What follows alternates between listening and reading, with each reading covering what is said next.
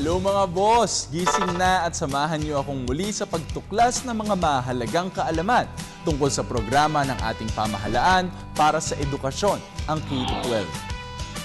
Ito ay nasa ilalim ng Philippine Development Plan o PDP na ang layunin ay bigyan ng mas mataas na kalidad ng edukasyon ang mga kabataan sa pamamagitan ng pagdaragdag ng senior high school sa sekundarya.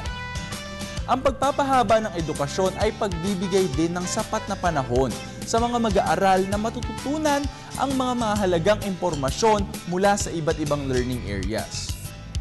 Sa pagsisimula ng second grading period ngayong school year, alamin naman natin kung paano makakahabol o magiging bahagi ng honor roll ang inyong mga anak na nasa grade 1 hanggang sa ilalim ng K-12 curriculum. Ilan sa mga mahalagang alituntunin na dapat tandaan ay inilabas ng DepEd noong September 6, 2012.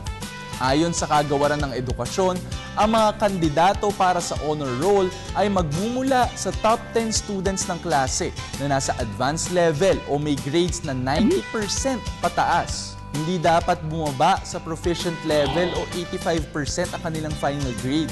At wala dapat silang marka na bababa sa developing level o 79% sa kahit anong quarter o grading period.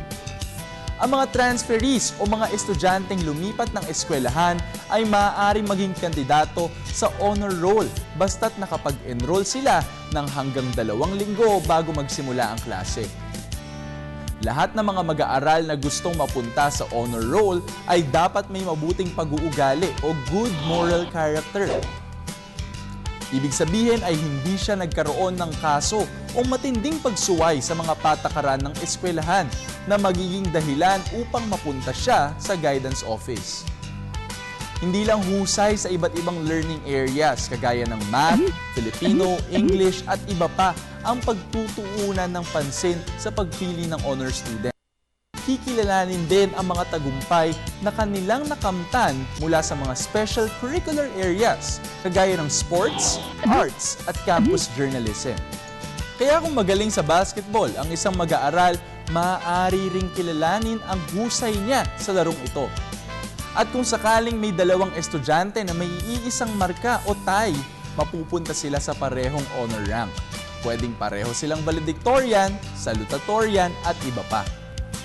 Ang kahit sinong miyembro ng komite na maaatasang pumili ng mga estudyanteng papasok sa honor roll ay dapat walang direkta o malapit na relasyon sa kanila. O ayan mga boss, dapat paalalahanan sina Nene at Junior na mas paghusayin pa ang pag-aaral, hindi lang upang makapasok sa honor roll, kundi magkaroon ng kalidad na edukasyon at mapaunlad ang sarili pagdating ng panahon.